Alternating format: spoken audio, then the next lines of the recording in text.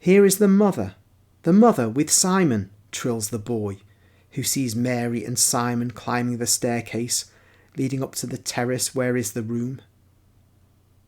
They all stand up and go towards the two who have just arrived. There is the noise of exclamations, of greetings, of seats moved about. But nothing diverts Mary from greeting Jesus first, and then Judas's mother, who has bowed down deeply, and whom Mary raises again, embracing her as if she were a dear friend met after a long absence. They go back into the room, and Mary of Judas tells the maidservant to bring in fresh food for the new guests.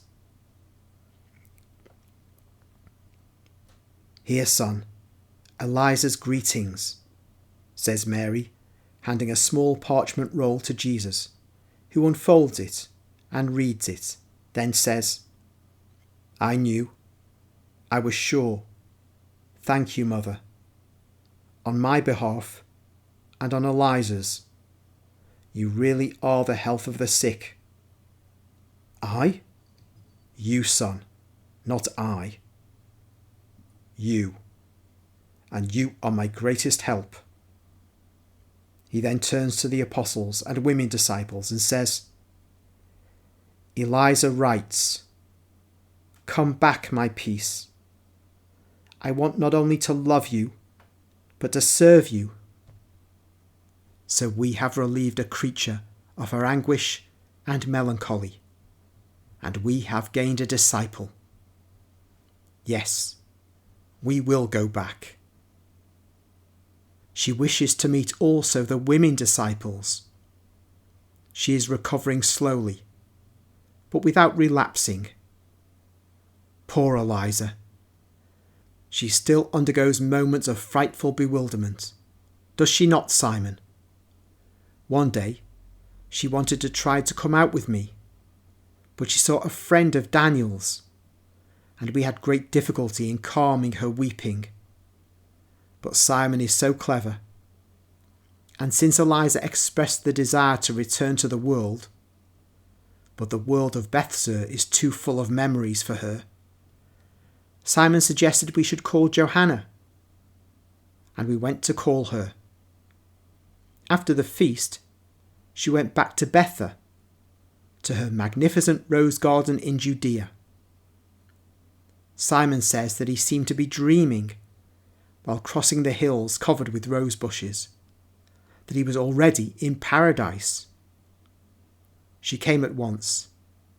She is in a position to understand and pity a mother mourning her sons. Eliza has become very fond of her, and I came away. Johanna wants to persuade her to leave Bethsur and go to her castle, and she will succeed because she is as sweet as a dove, but as firm as a rock in her decisions. It's worth pausing here for a moment. There are two Elizas in the poem of the man God.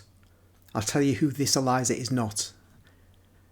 This other Eliza, whom this Eliza is not, is the mother of a woman called Annalia, a young girl, who dies as Jesus is passing on the donkey through the streets of Jerusalem at the point at which the Holy Week begins. And her, Eliza being the mother, is distraught, and Jesus and Mary have to comfort her. And it's really only when the Blessed Virgin explains to Eliza that in a few days, within a week, her own son is going to be killed in the most cruel fashion, that Eliza begins to see things in context and begins to recover. Annalia is, you might say, the first virgin martyr of the new faith, which is Catholicism. This particular Eliza in the present chapter is actually a friend of Mary from the temple. That Eliza in the temple was 10 years older than Mary. Mary says this previously. And where in the temple the older girls were given the roles of a sort of companion guardians to the younger girls. So Eliza was Mary's companion guardian. And Eliza left to marry a man called Samuel, who had been away in Egypt on inheritance matters. And they had children, but Samuel and the children died. And this has put Eliza into a terrible state. She's what you might call, I suppose, manic depressive. Oh, not manic depressive, but just totally in a state of depression. And it's her about whom is being talked in this chapter. That mental state had been oppressing her for years, but Mary and Jesus had visited her.